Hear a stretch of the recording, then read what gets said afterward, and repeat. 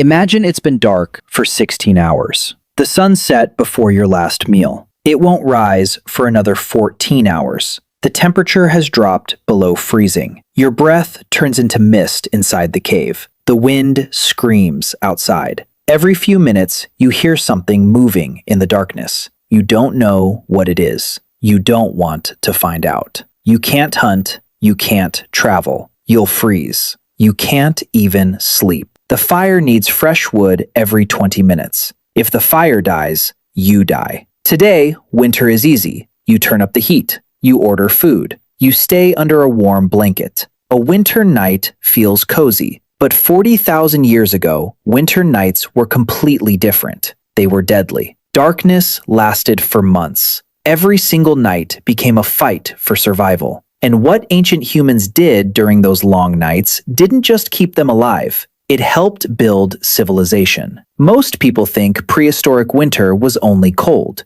It was much more than that. The nights were incredibly long. There was almost no light. Hunting stopped. Travel became impossible. The first challenge wasn't food, it was fuel. A person living in freezing temperatures burned nearly 4,000 calories every day. Keep a fire alive required huge amounts of dry wood. Someone had to spend their time collecting nothing but firewood. Ancient people gathered fallen branches, dry bark, and dead trees. Archaeologists discovered enormous firewood stockpiles inside mammoth bone shelters in the Czech Republic. Even 30,000 years ago, humans were already planning months ahead. But here's the thing. Fire wasn't just about heat. It shaped where people slept, how close they sat, who spoke first. Fire decided the entire architecture of a shelter. Around it, families arranged their world. Fire gave them warmth, but it also gave them something even more valuable: light. Stone lamps filled with animal fat produced tiny flames. Their wicks were made from moss or juniper. Thousands of these lamps have been discovered across Ice Age Europe. People refused to let darkness take over. Light created something precious: time. Time to work. Time to create. Time to prepare for the future. Winter became the season of making. Now here's what makes that important. Summer never gave people this kind of time. In warmer months, every hour went into hunting, gathering, moving camp, chasing herds across the land. But when the cold locked people inside, something changed. Idle hands became dangerous. So people filled the darkness with purpose. Warm clothing was carefully sewn by hand. At Sungir in Russia, archaeologists discovered clothing decorated with more than 13,000 tiny ivory beads. Each bead was drilled by hand. Each one took about an hour to make. That represents years of careful work. Winter gave people the time to complete projects that summer never allowed. Think about that. A single garment, stitched bead by bead, through nights that stretched on for months. Not for fashion, for survival. Because in that world, warmth wasn't a luxury. It was the difference between waking up and never waking up again. Food also had to last until spring. Meat was dried over slow fires. Large animals were stored in snow pits, nature's own freezer, buried beneath the frost. Fish was fermented underground, packed tightly in pits lined with bark and stone. Some of these preservation methods are still used today, passed down through thousands of generations without anyone realizing where they came from. But that raises a bigger question. If people were trapped, cold, and hungry, how did they find the energy to innovate at all? The answer lies in something researchers call forced stillness. When movement stops, the mind doesn't. Winter was also the season for building weapons. A strong bow couldn't be made in a single day. Wood had to dry, slowly, over weeks near the fire. Arrow shafts had to be straightened over heat, one small correction at a time. Stone points had to be shaped and sharpened, flake by careful flake. Glue was boiled from animal hooves and hide, a slow, smelly, essential process.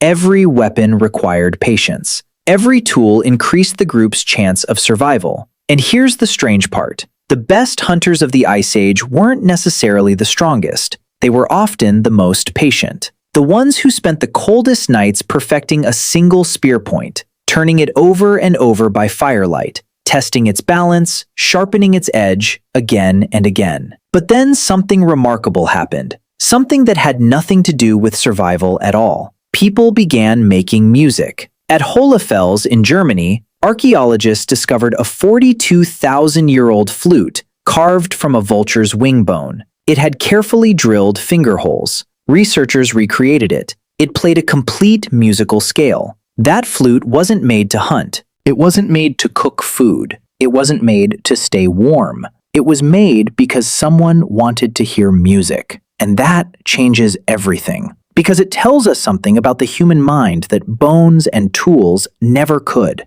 Even while fighting to survive the cold, people needed more than survival. They needed sound. They needed beauty. More ancient flutes have been discovered across Europe. Some were carved from mammoth ivory, others from swan bone, each one shaped with the same careful precision as a weapon. Music brought people together. Modern science shows that singing releases endorphins. It synchronizes heartbeats. It builds trust between strangers. For groups living together through long winters, crammed into small firelit shelters for months at a time, music became another survival tool. It kept tempers calm. It kept minds occupied. It turned isolation into connection. The stories came next. Long nights around the fire created time for storytelling. People shared hunting knowledge, describing which animals to avoid, which trails led to water, which plants could heal and which could kill. They remembered their ancestors,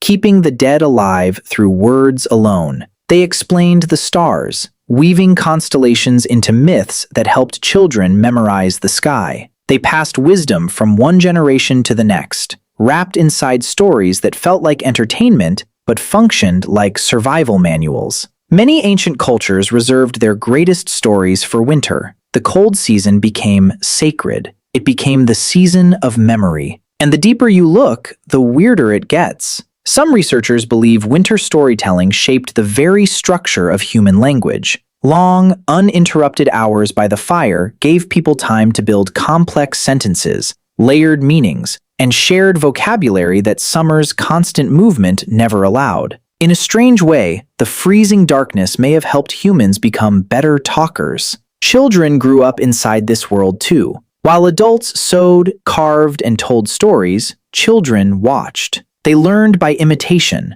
tying knots, shaping stone, humming half-remembered tunes. Winter became an accidental classroom, one lit by firelight instead of daylight. Skills that took years to master were passed down not through lectures, but through long nights of quiet repetition. Sleep itself may have looked different too. Some anthropologists studying modern hunter-gatherer groups without artificial light noticed something surprising. People often woke in the middle of the long night, stayed awake for an hour or two in quiet conversation, then returned to sleep. Researchers call this segmented sleep. It's possible ancient humans experienced the same rhythm, turning the darkest hours of winter into a second, quieter, wakeful period, perfect for talking, planning, and bonding. So what did ancient humans really do during those long winter nights? They made warmer clothing. They crafted stronger weapons. They preserved food. They lit the darkness.